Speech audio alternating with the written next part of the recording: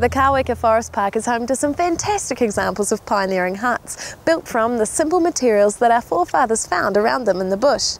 These huts provide clues as to what life was like in this area over the last 100 years, so let's learn more about a couple of great remnants of our historic heritage.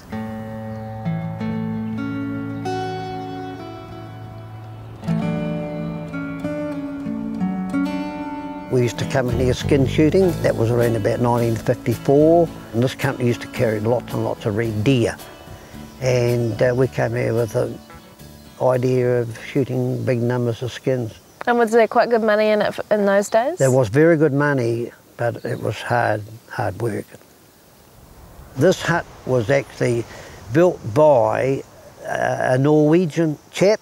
This is of the order of something in Northern Europe, of the slabs being edged into slabs, stood vertical. So this is kind of unique for New Zealand, because all the other camps that I've ever stayed in were malthoid or sacking, or some were even made out of manuka, just put over poles, and they're just bivouacs. So this is your kitchen over here? Table. Yep. Fork. And what about the beds? Were they any good? Would you stay in one now? Well, you're very, very tired. Yes, they're pretty good, but due to the fact they haven't got a mattress to freeze on your back, mainly because of the height of the bed off the ground and the draft underneath, you're very cold. This is how I used to get in. Yeah.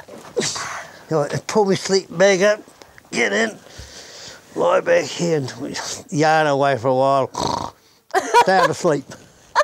But when was the first time that you came into the Ainwhare here? In 1933, as a schoolboy from the local school at Bukatitri. What were you doing in here? My father came in to control rabbits around the flats up above here. We sort of lived off the land. There were lots of wild sheep here and deer. My father was an ab hand at cooking up wild mutton. When we were here at Christmas time, some of the sheep had lambs, and they were early born, so they were quite big and lovely to eat. I can remember that. Was it comfy living in here? Not particularly, but it was such an adventure, we enjoyed that. Most nights when we're here, we would hear kiwi here in the bush, and kiwi sound has sort of stuck with me. But it was an introduction to the mountain lands, and that love of the mountains has remained with me ever since. Eddie, why is it important to look after old huts like this? I think the key thing really is just the historical significance of these buildings, and once we lose them, they're gone forever, and it's good for also the younger generation, like myself, and to come back and view, hey, this is what life was like back in the old days. So it's really important that we retain that history. This is split beach and a bit of tōtara in it actually. Generally you can split or you can get adzed. So yeah, that's the type of character that you want to portray. The old huts in the Kawekas, like the Ainwhare and the Old Manson hut, are amazing remnants of our pioneering past.